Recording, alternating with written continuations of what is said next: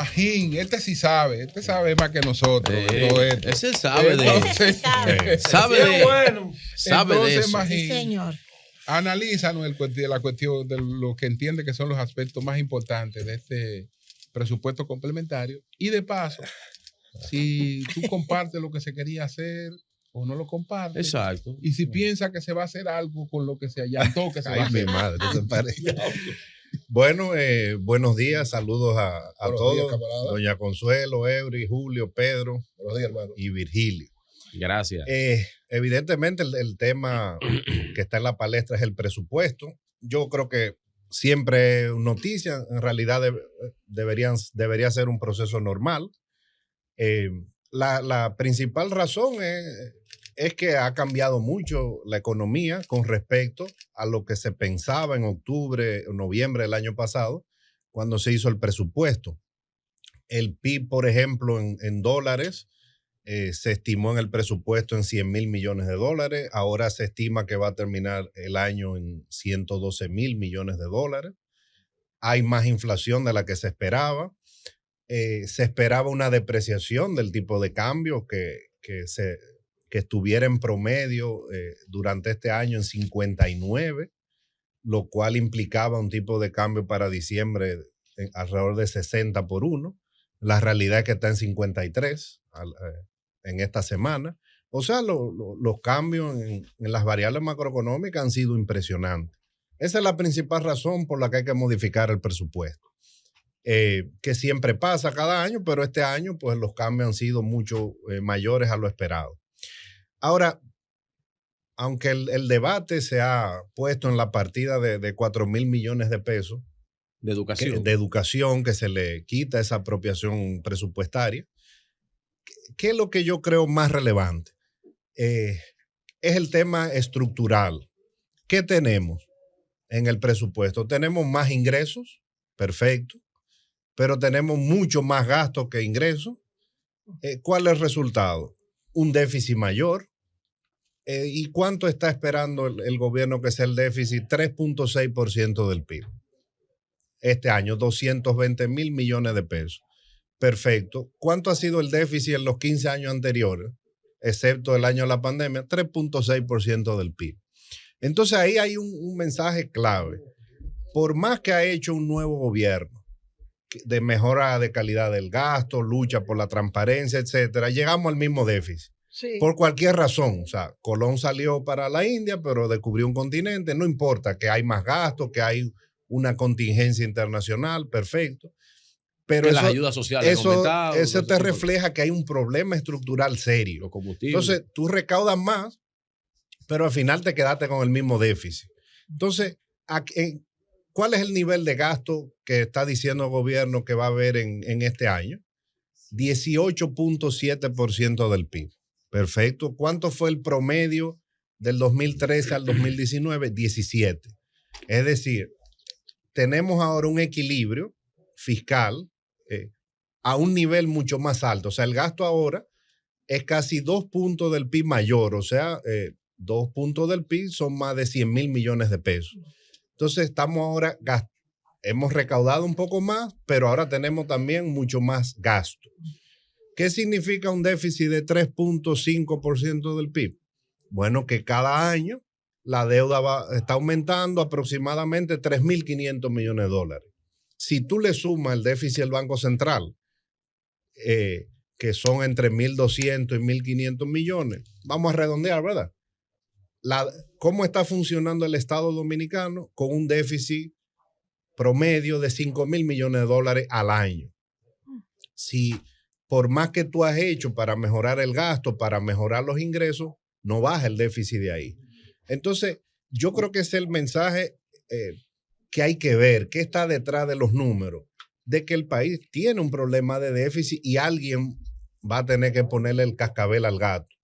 Es un déficit razonable, es un déficit entendible, prudente, pero mientras tanto la deuda del país, la deuda pública va a crecer o está creciendo 5,000 millones de dólares todos los años. Lo otro interesante o que llama la atención, bueno, ¿cuánto era el presupuesto del sector eléctrico? 900 millones de dólares en el presupuesto original.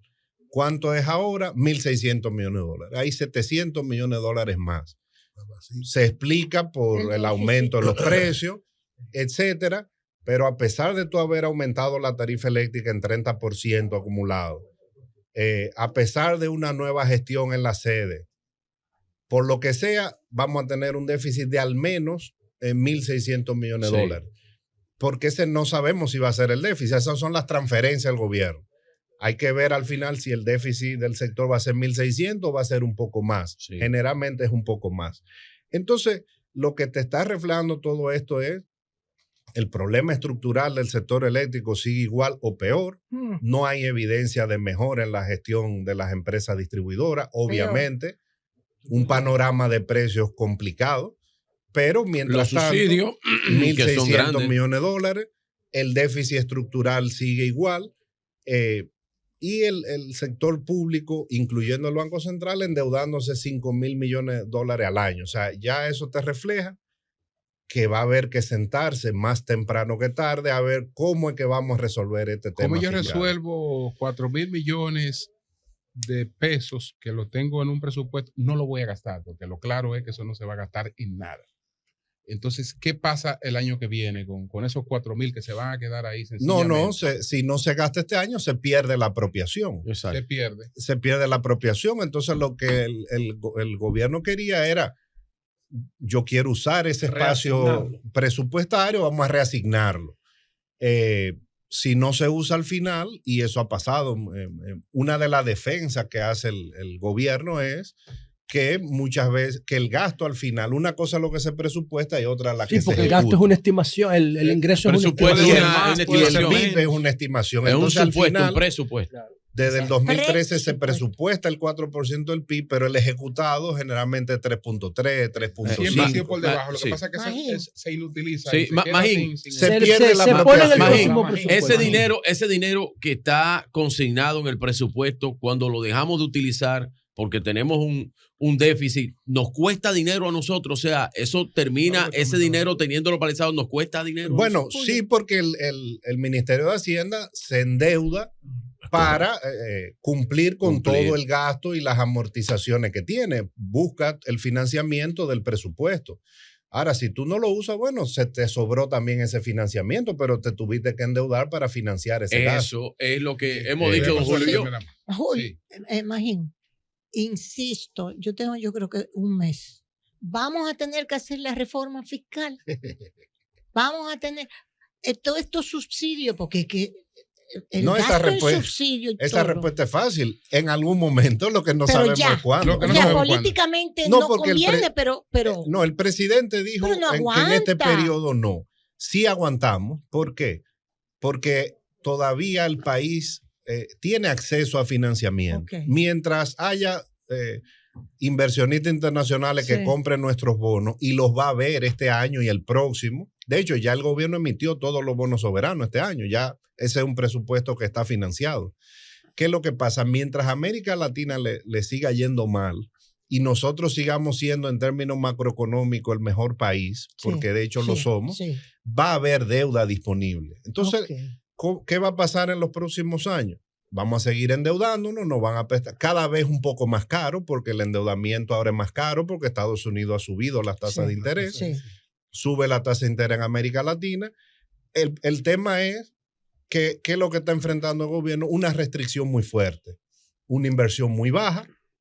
¿Por qué? Porque quiere tener el déficit entre 3 y 4%, pero eso implica una inversión cercana al 2% del PIB, muy bajita. Entonces, es un gobierno con restricciones que, como quiera, se está aumentando la deuda y puede aguantar varios años más sin una crisis, mientras haya financiamiento. Y lo va a ver en los próximos años un poco más caro. Bien. Julio quiere cortar. Déjame preguntar esto nada más. La inflación ya va a pasar este mes o el mes que viene. ¿Piensas tú la predicción del 10% para este año? No, la inflación, de hecho, anoche se dio. Mira qué es lo que pasa. Perdón. Oye, 9 y pico ya. Claro, No, yo la comunico como yo quiera. Bueno, pues yo estoy preguntando al economista. Con el dato de agosto, la inflación que es la que se siente, yo creo que la forma de verlo es la interanual, como es Correcto. agosto con agosto. Exacto. Que estaba en 9 y pico. Sí, pero bajó. Este mes el gobernador dio el dato ayer a 8.8. Okay. En agosto fue la inflación mensual más baja en 2 años, 0.2 creo que fue. Sí, Pero la inflación subyacente no bajó. ¿Cuál es la subyacente? La subyacente Explícala, es la que el Banco Central realmente sigue aquí y en todo el mundo, que es la inflación quitándole los elementos volátiles, o sea, productos agropecuarios y combustible. ¿En cuánto está esa? Esa está en 7%. Entonces la inflación general bajó, pero la subyacente no bajó. Y esa es la inflación que te refleja cómo el choque externo de precios se fue a todos los precios de la economía. Por ejemplo, ese 7% de inflación subyacente que llegamos hace varios meses, tenemos varios meses con 7%, no se veía desde el 2009. Entonces, mientras la inflación subyacente siga ahí, que se ha quedado ahí por lo menos hasta agosto, el Banco Central va a tener que seguir contrayendo la política monetaria. Pero tenía algo Mira, que ver. aquí yo con el tema del presupuesto de educación. Eso parece una Biblia de bolsillo. Sí, a la constitución de bolsillo. El artículo 34 habla de la modificación del presupuesto. Dice que el Congreso podrá incluir nuevas partidas y modificar las que figuran en el proyecto de ley del presupuesto general del Estado o en los proyectos de ley que eroguen fondos sometidos por el Poder Ejecutivo, con el voto favorable de las 2/3 partes de los presentes de cada una cámara legislativa. El párrafo de ese 234 dice, una vez votada la ley de presupuesto general del Estado, no podrán, oigan bien, no podrán trasladarse recursos presupuestarios de una institución a otra, sino en virtud de una ley que, cuando no sea iniciada por el Poder Ejecutivo, deberá tener el voto de las 2/3 partes de los presentes en cada Cámara Legislativa. No se puede transferir dinero de un institución, sin menos que eso sea una ley votada. Pero esta es la ley votada. Esta es la ley votada. No importa que no sea ley votada, no se puede transferir. No, pero el presupuesto complementario. Dice el artículo 63 de la Constitución que no se puede. El presupuesto complementario es una ley votada, pero bueno. Señores, gracias, Magín, gracias. Aquí, eso es el 234, bien. habla de eso. Cambio fuera.